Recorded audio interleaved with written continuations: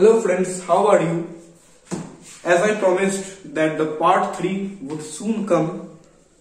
Now the part 3 is ready for you and this is today's first topic, free fall. Let's read the definition. When an object falls towards the earth and under the influence of earth's gravitational force alone, then these are called freely falling objects and such a motion is called free fall. When an object experiences only gravitational force, अगर suppose ये एक marker है, इस marker को अगर मैं गिरा दूं और इस पे अगर सिर्फ Earth's gravitational force लगे, no external force should act on this, only gravitational force should act on this, then these objects are called freely falling objects. These objects are falling freely, and such a motion, and the motion which is caused by the object is known as free fall. So now let's move to our next topic. So this is our second topic, mass. So let's read the definition. It is the amount of matter contained in a body.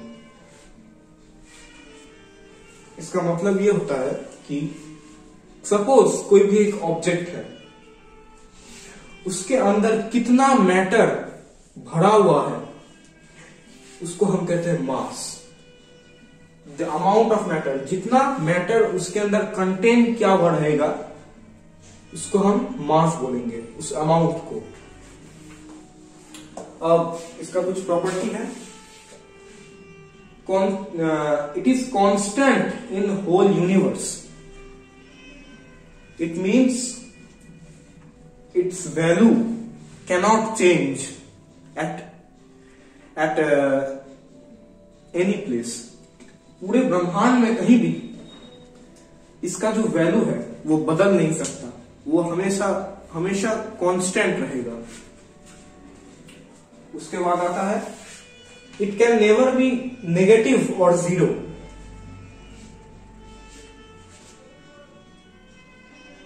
The amount of matter contained in an object, can it be negative और zero? You tell. क्या अंदर में कितना matter भरा हुआ हो सकता है, ये कभी नेगेटिव या जीरो हो सकता है क्या? अगर वो जीरो होता है तो वो तो अपना अस्तित्व ही खो देगा. There will be no existence of that matter और object. And how it can be negative? It can never be negative और zero. And its unit is kilogram, kg. So this was mass. Let's go into the third topic. So now let's come to our third topic, weight. So this is the definition. The weight of an object is the force with which it is attracted towards the earth. The weight, it is the force with which the earth pulls it or attracts it. Weight एक force है जिससे अर्थ कोई भी object को अपनी तरफ खींच लेता है, उसे हम वेट कहते हैं.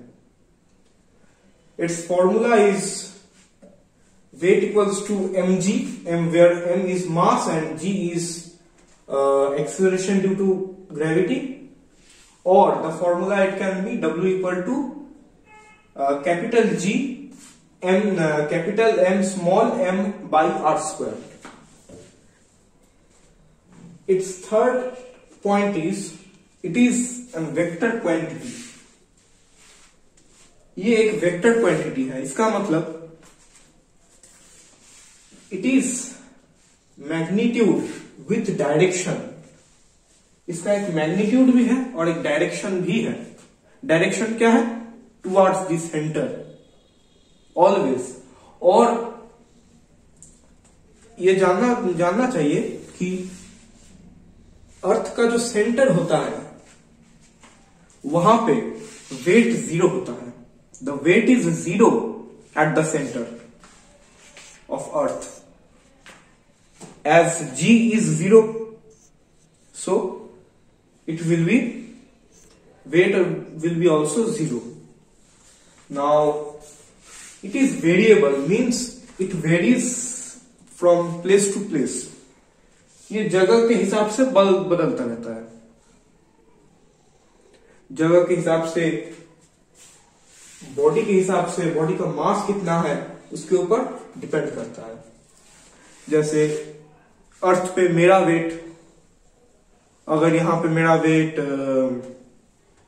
65 है तो मून में और कम होगा, सन में बहुत ज्यादा हो जाएगा. Because G is varying from place to place. This acceleration due to gravity is changing from place to place. So weight is variable. It varies from place to place. It is not constant. And its SI unit is Newton. You know, Sir Isaac Newton, in his honor, weight's SI unit is taken Newton. You can denote it by capital N. So now let's go into our fourth topic. Fine. Now let's come to our fourth topic: differences between mass and weight. कई बार हम लोगों से exam में ये पूछ लिया जाता है. So let's look. First point of mass: amount of matter contained in a body. एक बॉडी में कितना मैटर कंटेन, उसके अंदर कितना मैटर है, उस अमाउंट को हम लोग मास कहते हैं. Amount of matter contained in a body. And what is weight? The force with which earth attracts a body towards its center. यहां पे अर्थ क्यों, कोई भी प्लैनेट हो, weight is the force with which, it is the force with which earth attracts. अर्थ जो है उस force से अपने सेंटर की तरफ किसी भी ऑब्जेक्ट को अट्रैक्ट करता है, उसे हम लोग वेट कहते हैं. Second point of mass: it is constant. मैंने समझाया आपको कि ये कभी बदल नहीं सकता throughout the whole universe. And weight, it is variable. It varies from place to place. It changes from place to place. Earth पे मेरा वेट अलग होगा, मून में मेरा वेट अलग होगा, कहीं और प्लेनेट में मेरा वेट अलग होगा, क्योंकि G अलग होता है हर जगह. So weight is variable. The mass, it can never be negative or zero. मैं समझाया आपको कि मास कभी भी नेगेटिव या जीरो नहीं हो सकता है. And weight, it can be zero or negative. Weight जो है वो जीरो भी हो सकता है, नेगेटिव भी हो सकता है. मास का यूनिट है केजी और वेट का यूनिट है newton. So now it is complete. So now let's come to our fifth topic. So now let's come to our fifth topic: Kepler's law of planetary motion. There are 3 laws given by Kepler. It is the first law. So let's read it. The path of any planet in an orbit around the sun follows the shape of an ellipse with the sun at one of the foci.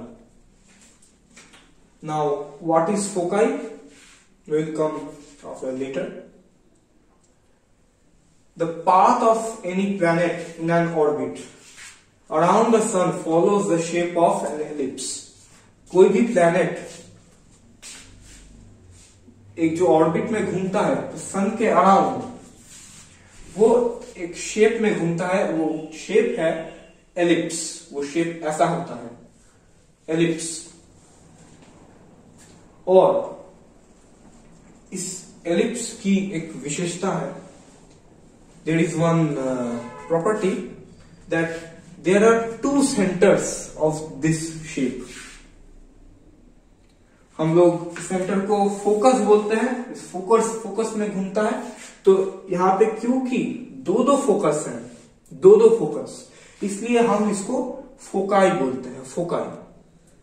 तो सन, इन दोनों centre में से कोई भी एक, यहां पे भी सन हो सकता है, यहां पे भी सन हो सकता है, और ये है प्लैनेट। तो प्लैनेट ऐसे करके घूमता रहता है। तो पाथ ऑफ एनी प्लैनेट, इस प्लैनेट का जो पाथ होता है वो इस एलिप्स शेप में होता है, और किसी भी एक फोकाई में सन होता है। तो this was the first law of Kepler. Now let's move to the second law of Kepler. So now let's come to our second law. The line joining the planet and the sun sweeps equal areas in equal intervals of time. You can see the ellipse path of the planet. Now from A to B, suppose for example it takes 1 month from here to here, the time for assumption मान लेते हैं कि इतना time 1 महीने में इसने cover किया, ए से लेकर बी तक आया, और यहां सी से लेकर डी तक आया, ये 1 महीने में। यहां ए से लेकर बी आया 1 महीने में, और वहां पे भी जब ये प्लैनेट यहां से यहां पे गया, सी से डी तक ये भी 1 महीने में गया। तो सेंटर से अगर हम इन लाइन को अगर हम ज्वाइन कर दें, ए से लेकर ओ, बी से लेकर ओ, A O, B O, C O, D O, तो इन दोनों फिगर का जो एरिया होगा, यहां पे देखिए स्वीप लिखा हुआ है, स्वीप का हिंदी में पोछा बोलते हैं। ये जितना एरिया पोछा लगाएगा उतना ही एरिया यहां पे पोछा लगेगा। ये जो एरिया है इस एरिया के साथ इक्वल होगा। A B O, A O B area is equal to area DOC. ये जो पूरा है, ये दोनों का जो एरिया है वो हमेशा इक्वल होगा। So this was the second law. Now let's come to our third law. Now let's come to our third law. It is saying the cube of the mean distance of a planet from the sun is directly proportional to the square of its orbital period t. यानी कि सन और planet के बीच का जो mean distance है, मतलब average जो distance है,